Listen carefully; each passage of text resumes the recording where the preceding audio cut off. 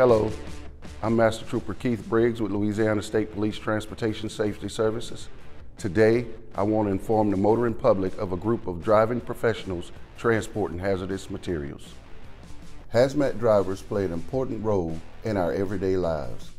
Some of the essential products they transport are needed to fuel our vehicles, generators for emergency power supplies, home central heating systems, and appliances for cooking.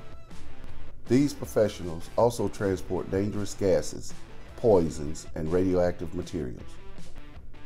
This cargo could cause harm on its own or when it comes into contact with the air, fire, water, or other chemicals.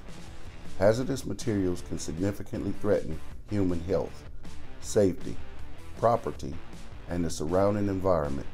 Because of this, multiple federal, state, and local agencies govern this sector of the trucking industry. This makes their job challenging and demanding. Although driving safely is a top priority, it's critically important in transporting hazardous materials. Most professional drivers are trained in pre-trip inspections, hours of service, fatigue management, driving ethics, distracted driving, operation of emergency equipment, and operation of the vehicle. Hazmat drivers have the added stress of following additional regulations for this type of cargo. So they have specific endorsements on their CDL and are required to have specialized training in loading and unloading of hazardous materials, including compatibility and segregation of cargoes in a mixed load, package handling methods, and load securement. Despite these challenges, the trucking companies that employ these drivers have invested in safety technology such as collision avoidance, cameras monitoring drivers, lane assistance, satellite tracking, computer assisted navigation, rollover prevention, and forward-facing radar that trips automatic braking if anything gets too close. Now, let's thank the men and women in this sector of the trucking industry and acknowledge the work they do. Their commitment to the safety of driving a commercial motor vehicle while loaded with hazardous material is genuinely appreciated. I'm Jack Stanley, and I'm the Vice President of L&B Transport. L&B Transport is a DOT-regulated and hazmat certified motor carrier with 15 terminal locations throughout the Southeast United States, ranging from Texas all the way to Georgia. L&B was founded in 1984 in Port Allen, Louisiana, where we're still headquartered today, and we specialize in the transportation of liquid cargo, dry bulk, and flatbed cargo throughout the entire lower 48 United States and Canada.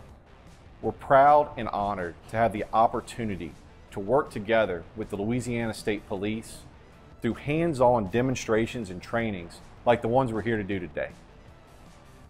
L&B Transport believes that motor carriers like us, when working together with the regulating authorities such as the Louisiana State Police, provides a direct benefit to our companies improving our safety. We also believe that it benefits the trucking industry as a whole to meet our overall goals, which is protecting the general public through the prevention of unnecessary crashes, unnecessary breakdowns, and by limiting our environmental impact through proper operations and procedures. Thank you. Hi, I'm Sergeant Gregory Handler with Louisiana State Police. Today, I'm going to walk you through a level 2 inspection on what you may see roadside. So today we're going to inspect a cargo tank, which is the 406. Common products it usually hauls are gasoline and diesel. Just note, there are multiple tanks out there. The processes will be the same on these tanks, but the inspection items will be different. So one of the first things we do when we greet the driver, we ask for the shipping papers. The shipping papers have to be readily available. The driver has to be able to give us the shipping papers while seated and with the seatbelt on. Now, once we get the shipping papers, we look at the basic description. Also on the shipping papers, we look for the total quantity, the emergency response phone number, or the emergency response information. Now, the emergency response information, if it's not on the shipping paper, it can be in an ERG book or the safety data sheet. We also take a look at the hazmat registration. Next, we'll take a look at his CDL. Things we check for on his CDL is if it's valid, if he's in compliance with his restrictions, if he has the proper endorsements. We also run him through the alcohol and drug clearinghouse. We also check the medical card. We check the medical card to make sure it's valid, and also if he's in compliance of his restrictions. Now, common restrictions that we see are hearing aids or corrective lenses. Now, once we get all that information and we know that he's authorized to transport this in this particular cargo tank, then we'll start doing the inspection. So we'll start off at the front. We look at the headlights, turn signals, the front clearance lamps, the front ID lights to make sure they're functioning. We'll also look at the condition of the windshield. We'll make sure the windshield wipers are working. We'll check the horn to make sure it's functioning. The bumper, it cannot be loose or missing. We'll take a look at the front steer tire. What we check on the left, we also check on the right. The tread depth has to be at least 4/32 of an inch on the front steer tire. We're looking for any sidewall separation. We're listening for any audible air leaks. We're looking for any missing or loose wheel fasteners. We're looking for any cracks in the rim. The hood has to be securely latched. Now the door, if the door is going to be used as an entry and exit point, it has to be functioning. The air reservoir tank and the steps have to be secured. The exhaust pipe, it has to be secured. Also, no exhaust can leak into the cab, and it cannot emit towards any electrical lines or the fuel supply. We also have markings right here. They have to have markings on the left and right side. Because this company is involved in interstate operations, they have to have a US DOT followed by the number. We check the fuel tank to make sure it's secured, make sure they have a fuel cap. Okay, as we get to the tires on the tractor, the same thing we inspect on the left, we'll inspect on the right. So the tread depth has to be at least 2/32 of an inch. We're looking for any sidewall separation. We're listening for audible air leaks. Wheel fasteners can't be loose or missing. No cracks in the rim. Nothing should be lodged in between the tires. We also have the airlines. So we're looking for any type of reduction in airlines, any bulging, any improper splicing. The electrical lines, we're looking for any type of exposed wires. Now you have your fifth wheel back here. We're looking for any loose or missing fasteners, any crack in the fifth wheel, any space between the upper and lower. Now, once we get to the cargo tank, you have your test date markings. We check to make sure they're not expired. Your test date markings have to be at least on the front of the shell or either near the spec plate. We also have a placard and we have ID numbers.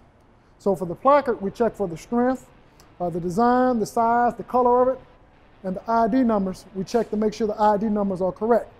Now, this particular tank is loaded with diesel. Sometimes we do see gasoline and diesel in these tanks.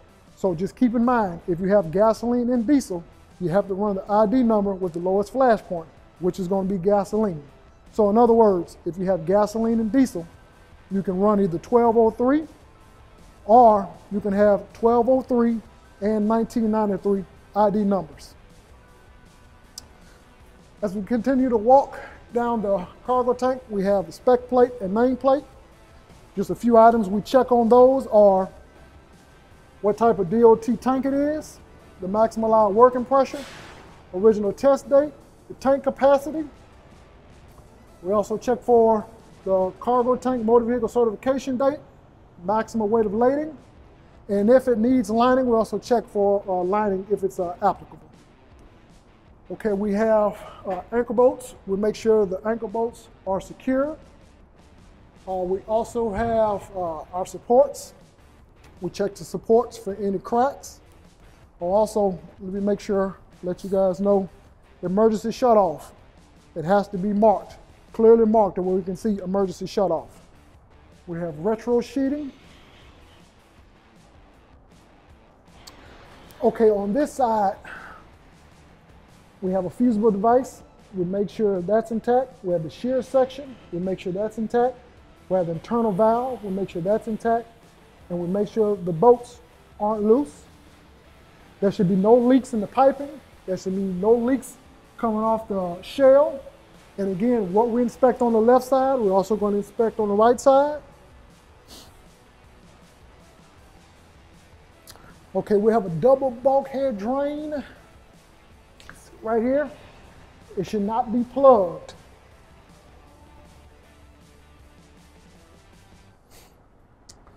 Okay, we have some more anchor bolts. Make sure those aren't loose.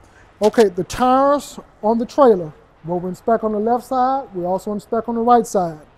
So the tread depth has to be at least 2/32 of an inch. We listen for any audible air leaks.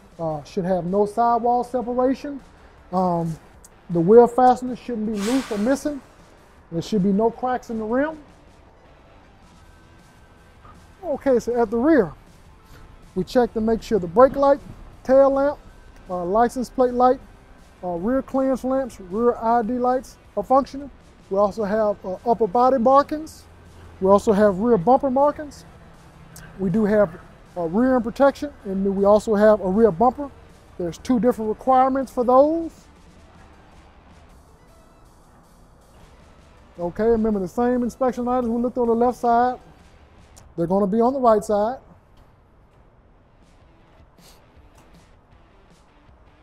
Okay, now the piping, there should be no leaks. And when I mean leaks, we're talking about any product leaks. There's also a minimum road clearance for any type of cargo tank vehicle components, or there's also minimum road clearance for like landing gear and like the spare tire.